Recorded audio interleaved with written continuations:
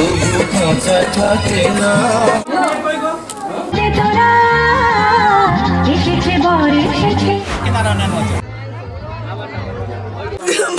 কোনদিন রোধ করা যায় না।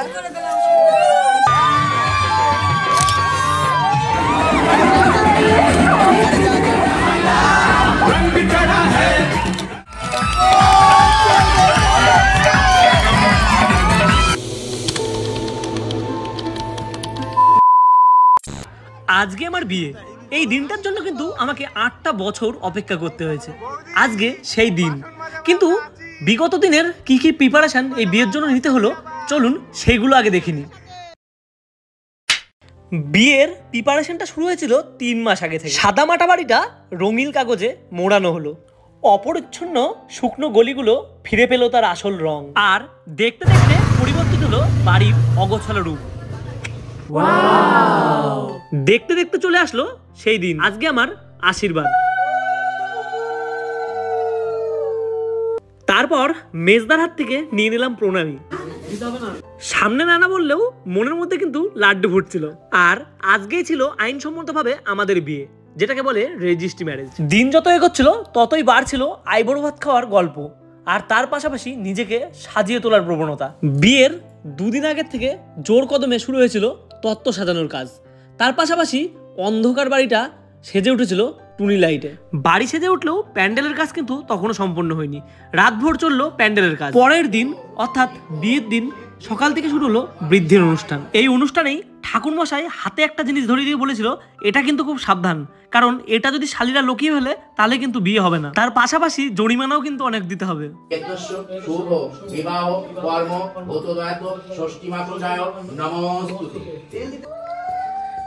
বৃদ্ধির কাজ শেষ করার পর শুরু হলো হলুদ কোটার কাজ, যেটা আমার কাকি জেঠিরা মিলেই সম্পূর্ণ করছিল।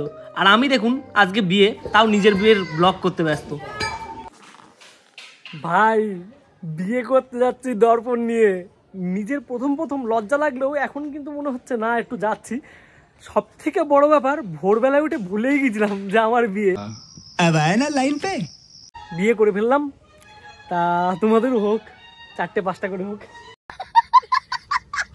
এখন সবাই মিলে যাচ্ছে তত্ত্ব নিয়ে মেয়ের বাড়ি আশীর্বাদ করতে। তার পাশাপাশি কিন্তু জল সাজার জন্য যে ব্যান্ড পার্টির আসার কথা ছিল তারাও কিন্তু চলে এসছে। আর একটু পরেই জল সাজার জন্য সবাই মিলে বেরোবে।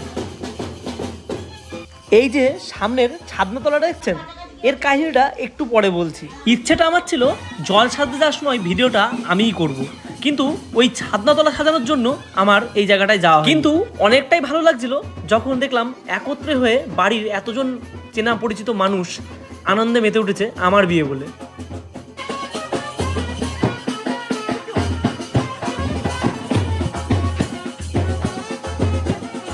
গায়ে হলুদের পর্ব বেরোনোর পর বরফের মতন ঠান্ডা জল দিয়ে আমাকে চোবানো হলো। কষ্টটা তবু সয়ে নিলাম 8 বছরের ভালোবাসা মানুষটির পাওয়ার আশায়।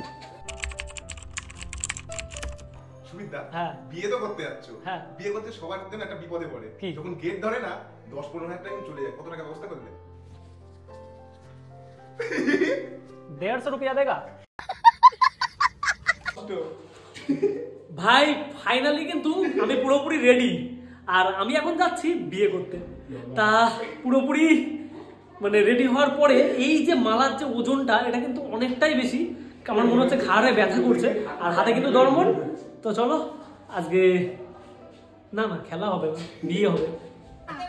সো বন্ধুরা, এখন সুমিতদা এখন বিয়ে করতে যাবে, তার আগের যেসব কাজগুলো থাকে সেগুলো সব চলছে, এখন তোমরা এখানে দেখতে পারবে। গুরুজনেরা পুরনো মতে সেই কথাই বলতে বলছিল যেটা তারা আগে থেকে বলে এসছে, মা তোমার জন্য দাসী এনেছি। কিন্তু আমি একটু অন্যরকম বললাম, মা তোমার বৌমা আনতে যাচ্ছি। তো সুমিতদা ফাইনালি চলে আসলো, এখন গাড়িতে উঠবে। সামনে গাড়িটা রয়েছে, তোমরা দেখতে পারবে।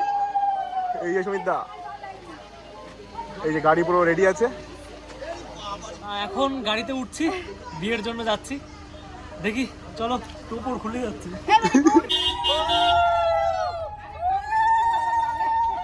কিন্তু আছি এখন গাড়ির মধ্যে, আর যাচ্ছি একদম বউয়ের বাড়ির উদ্দেশ্যে। তা এখানে অনেকজনই আছে, সব গাড়ির মধ্যে চাপ, মানে এই শীতের মধ্যে চাপাচাপি করে বসেছি সবাই। তা যারা আছে একটাও কিন্তু মেয়ে নেই, সব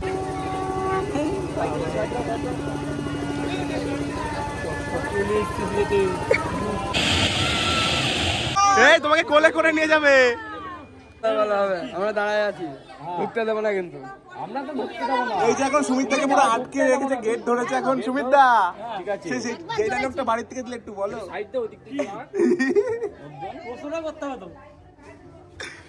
কত টাকা দিবা?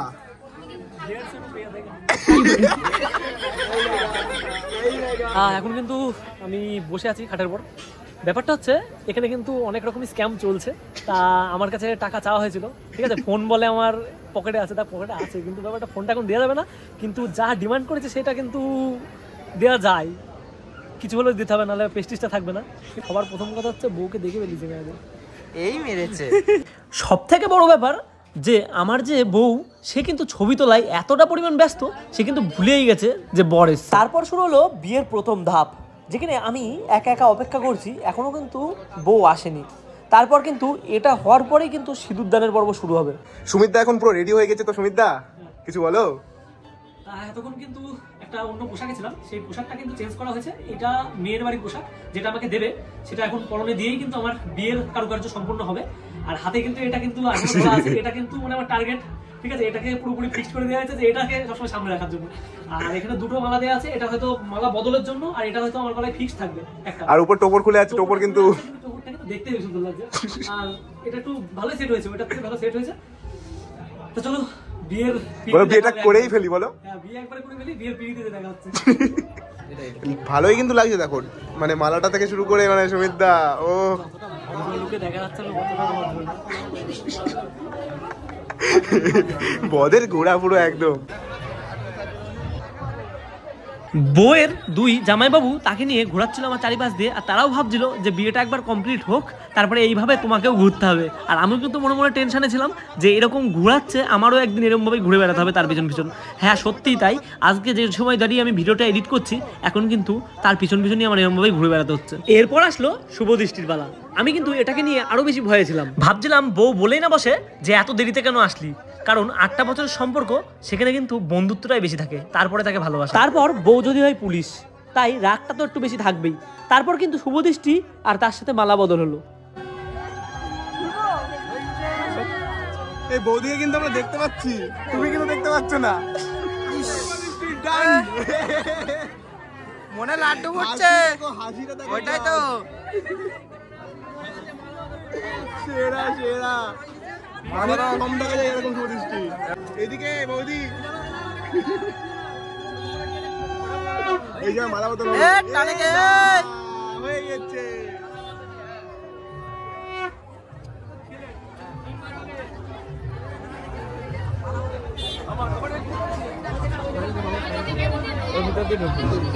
মালা বদলের পাশাপাশি বউটাকেও কেমন দেখতে লাগছিল সেটাও কিন্তু অন ক্যামেরা আমি আমার ব্লগেই জানিয়ে দিলাম।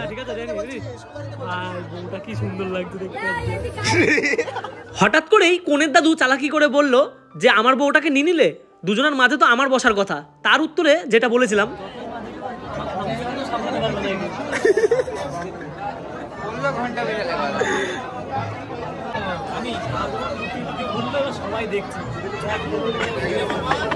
অর্ধেক কাজ সম্পন্ন করার পর কিন্তু গাঁট ছড়া বেঁধে দিল, আর গাঁট ছড়া বেঁধে বউকে নিয়ে ঘরে গেলাম। একটু পরেই শুরু হবে সিঁদুরদানের পর্ব। ভোর 4টের থেকে সাজা শুরু করেছিল, ভোর 4টের থেকে সাজা শুরু করেছিল।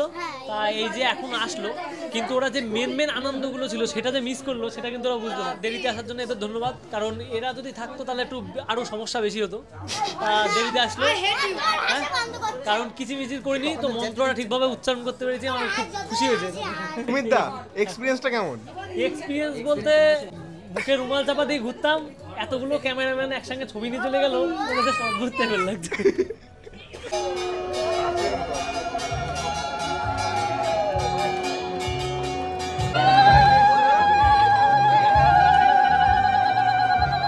এই পর্বটা কমপ্লিট হওয়ার পর কিন্তু আমরা গল্প শুরু করে দিয়েছিলাম।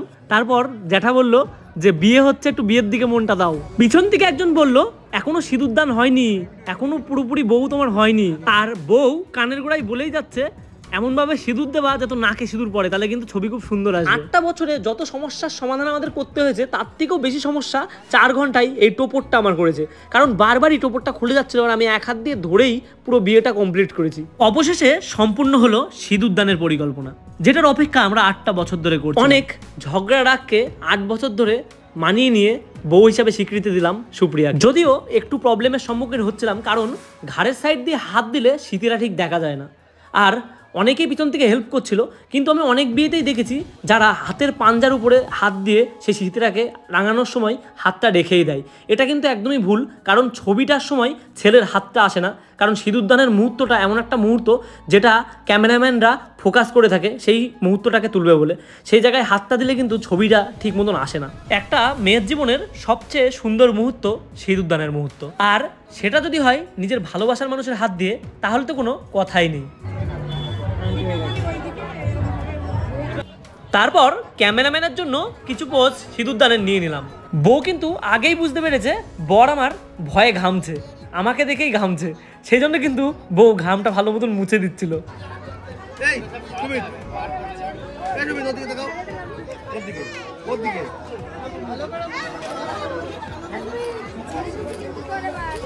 তারপর ক্যামেরাম্যান কিন্তু একটা বন্ধ ক্যামেরা দিয়ে আমাকে পোজ দেওয়ার জন্য ক্যামেরাটা হাতে ধরিয়ে দিল। যদি ওটা চালু করে দিলে আরো ভালো হতো, কারণ বউয়ের ছবিগুলো তুলতে পারতাম। বিয়েটা সম্পূর্ণ হওয়ার পর এবার কিন্তু বিদায়ের পালা, আর এই মুহূর্তটা সত্যি অনেকটাই বেদনাদায়ক।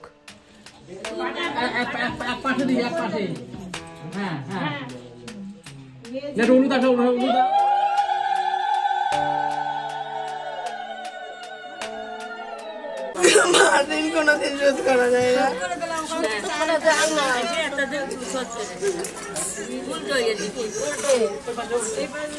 মাথার উপর